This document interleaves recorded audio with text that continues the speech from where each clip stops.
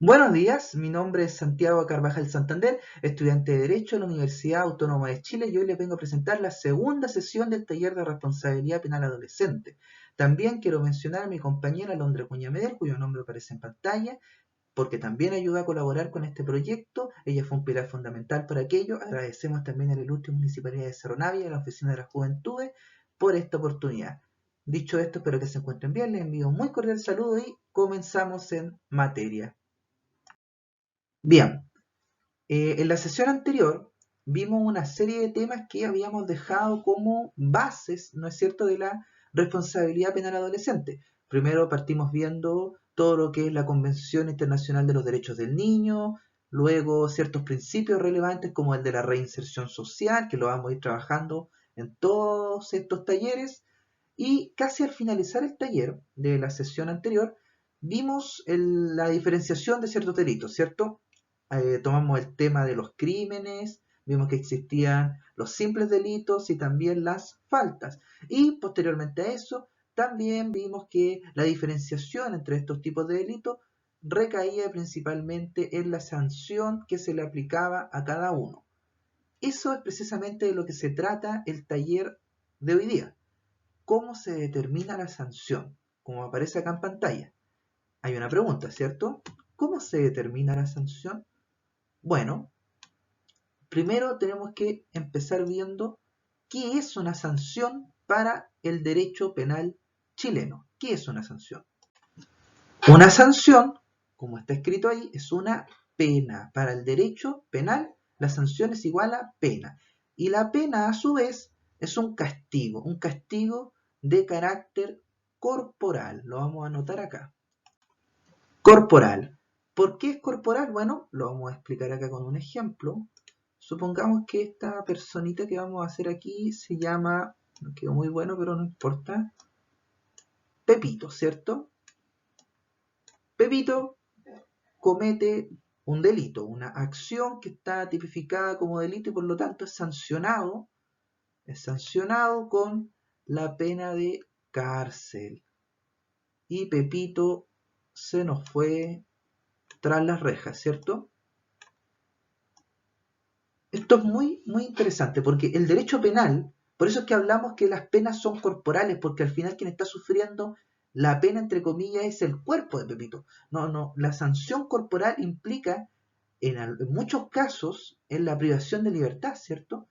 Que la libertad vendría siendo este bien jurídico tan importante que tenemos nosotros los seres humanos, puede ser quitado por el ordenamiento jurídico en aras de hacer valer las leyes, ¿cierto? De hacer valer el Estado de Derecho. Por eso es que Pepito puede perder esta libertad y por eso es que nosotros hablamos de castigo corporal, porque se castiga el cuerpo de la persona. En este caso, la libertad de la persona de movilizarse libremente queda anulada.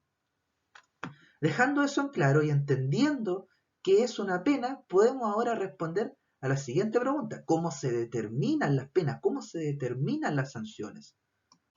Bueno, esta pregunta depende de ciertos factores que los vamos a ir viendo uno por uno. Estos factores que están aquí abajito los tiene que determinar el tribunal para determinar la sanción.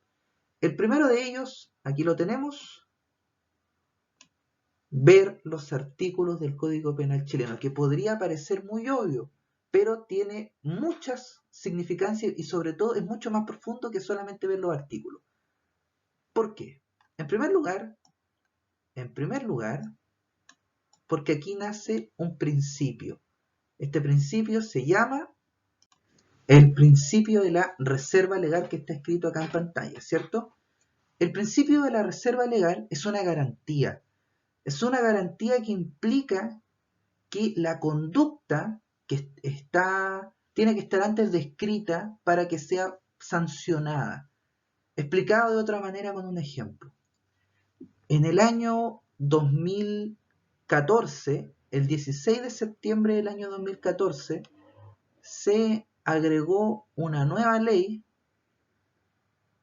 normativa a la ley del tránsito, ¿cierto? Aquí por eso estamos dibujando un autito. Esta ley del tránsito fue modificada con una ley que se denominó la ley Emilia.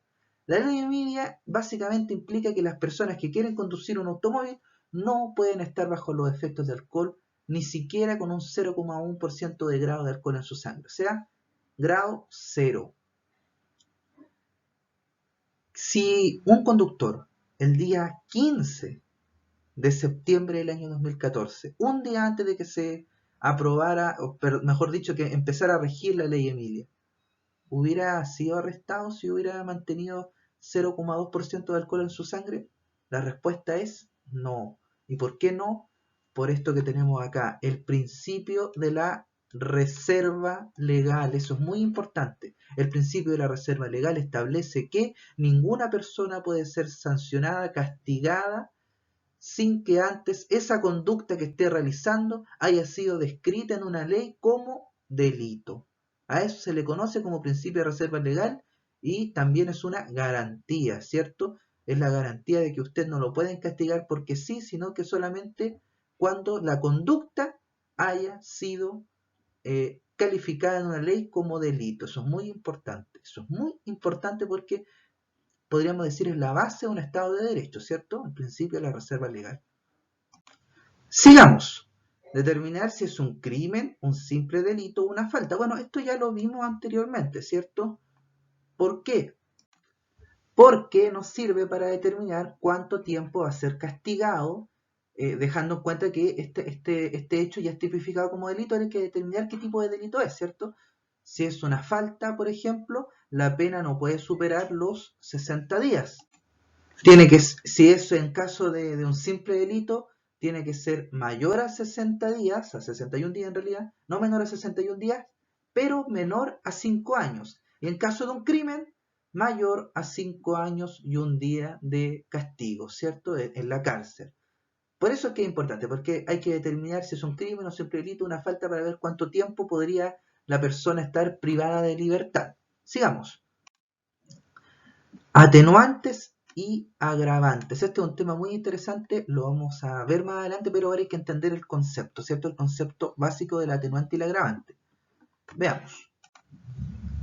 Atenuante y agravante. ¿Por qué son tan importantes? Bueno, aquí en este mini diagrama que se acaba de hacer acá, por así decirlo, se establece que la atenuante y la agravante, una resta y la otra suma.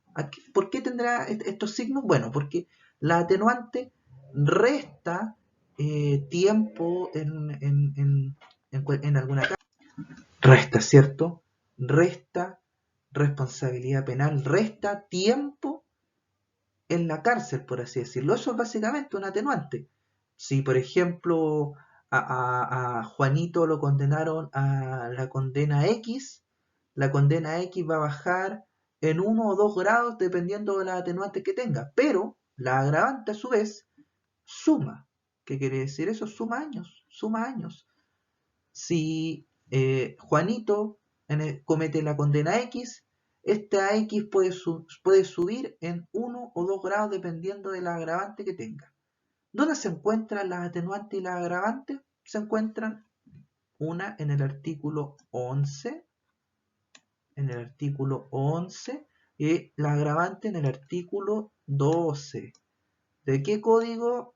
Del Código Penal, ¿ya? O sea, cuando ustedes quieran ver dónde están las atenuantes y las agravantes, se encuentran una en el artículo 11 y la otra en el artículo 12 del Código Penal. Ahora, por una cosa de tiempo, no lo podemos ver uno por uno, pero es importante saber el concepto básico, ¿cierto? De lo que significa un atenuante y qué significa un agravante. Siempre véanlo con estos signos de matemáticas, ¿cierto? La atenuante resta y la agravante suma. Eso, más que nada, para entender el concepto básico. Entonces el tribunal va a tener que ver si el sujeto tenía atenuante o tenía agravante. Bueno, más que el tribunal, esa parte la tiene que ver el defensor, ¿cierto? Pero lo vamos a ir viendo más adelante. Bien, sigamos. El otro punto, también importante, si el sujeto fue autor, encubridor o cómplice. Lo que aquí tenemos que ver es la diferenciación entre estos tres conceptos. Un sujeto, el sujeto A, el sujeto B y por último el sujeto C. Bueno, el sujeto A vamos a decir que es el autor, ¿cierto? Él es quien ejecuta el delito, quien planea el delito en caso de haber planificación. Él es el que tiene la condena más alta, por lo tanto, porque es el autor del delito, quien lo ejecutó, quien lo planeó, quien lo llevó a cabo. El sujeto B. El sujeto B vamos a decir que es el cómplice. El cómplice del sujeto A. Si bien quizás no ayudó a planificar el delito, pero sí ayudó a su ejecución, colaboró en su ejecución, prestó ayuda en cierto modo, por lo tanto es el cómplice. Y el encubridor, que vendría siendo el sujeto C, es aquel sujeto que, sabiendo que el sujeto A y B cometieron cierto delito, decide quedarse callado. Entonces, básicamente, ahí tenemos una definición para poder ir entendiendo en qué consiste el autor, el encubridor y el cómplice. Dejando eso claro, sigamos con el siguiente punto. El siguiente punto que dice la comisión de varios delitos. ¿Qué ocurre cuando existen muchos delitos? Bueno, en este caso aparecen dos principios, ¿cierto? El principio de la especialidad y el principio de la consunción. ¿Qué significa uno respectivamente? Bueno, básicamente el principio de la especialidad consiste en que hayan leyes especiales, ¿ya? Por ejemplo, ley especial sobre el control de armas, etcétera, etcétera. Leyes especiales, por ejemplo, la ley Emilia, una ley especial en el caso de que alguien conduzca en estado de ebriedad, ¿cierto? Buscar leyes especiales cuando hay una comisión de varios delitos. Y segundo, el principio de la consunción, que básicamente quiere decir que 5 es mayor que 1, ¿cierto? ¿Por qué? Porque el delito número 5 es más grande su pena que el delito número 1, por lo tanto, ¿con cuál nos vamos a quedar? Con el delito número 5. Eso ocurre básicamente cuando hay muchos delitos juntos en la regla general. Siempre se aplica la pena del delito que tenga la pena más alta. Eso es lo que ocurre. Sigamos. La consumación del delito, si este delito es consumado, frustrado o tentado. Estas tres etapas las vamos a explicar con el siguiente ejemplo. Nuevamente, Pepito entra a robar a una casa, ¿cierto? Pepito está saltando el muro, logra saltar el muro, rompe la puerta, entra a la casa, va sacando el televisor, saca el televisor que se robó y llega a la calle con el televisor, ¿cierto? Cuando eso ocurre, ahí está el televisor que se robó, cuando eso ocurre, estamos hablando de un delito consumado. Pero ¿qué pasa si ocurre lo siguiente? Pepito simplemente entra a la casa muy rápidamente, llega hasta la puerta, rompe la puerta, está a punto de salir y no puede salir. A eso se le denomina delito, está aquí, justo, punto, y lo atrapan, frustrado. Eso es delito frustrado. Y en el caso de que no alcanza a romper la puerta, está a punto de hacerlo, tentado. Y eso importa mucho porque en el caso de que el delito sea consumado, se va a aplicar la pena general, toda la pena. En el caso de que sea frustrado, puede bajar hasta en 1 año. En el caso de que sea tentado hasta en 2 años. Por lo tanto, ahí ya podemos ver que la pena aquí, si el delito, como la consumación del delito, importa mucho. Y por último, ya para terminar esto, la edad del adolescente, porque esto ya es materia de la ley 20.000, ¿cierto? El último punto, porque habíamos visto, y vamos a seguir viendo más adelante, que hay las penas, dependiendo de la edad que tengan los adolescentes, puede variar. Por ejemplo, los adolescentes de 14 a 15 años no tienen responsabilidad respecto a las faltas, que eso es un tema que ya vimos en la sesión pasada. Por lo tanto, hay que determinar la edad que tienen los adolescentes. La edad que tienen los adolescentes en los delitos de carácter sexual, por ejemplo, que vamos a hacer una sesión para aquello más adelante, importa mucho. Importa mucho y ahí va a entrar mucho el tema de la edad de los adolescentes. Bueno, esto ha sido todo por hoy. Espero les haya gustado. Les envío un muy cordial saludo. Espero que se encuentren bien, que sigan viendo estos videos, perdón. y que nos salgan, cuídense, el virus todavía está afuera. Le agradecemos también a mi compañera Alondra Acuña Medel, quien también colaboró con este proyecto, y a la ilustre Municipalidad de Cerro Navia y a la Oficina de las Juventudes por ayudarnos. Hasta luego, nos vemos, que la pasen muy bien.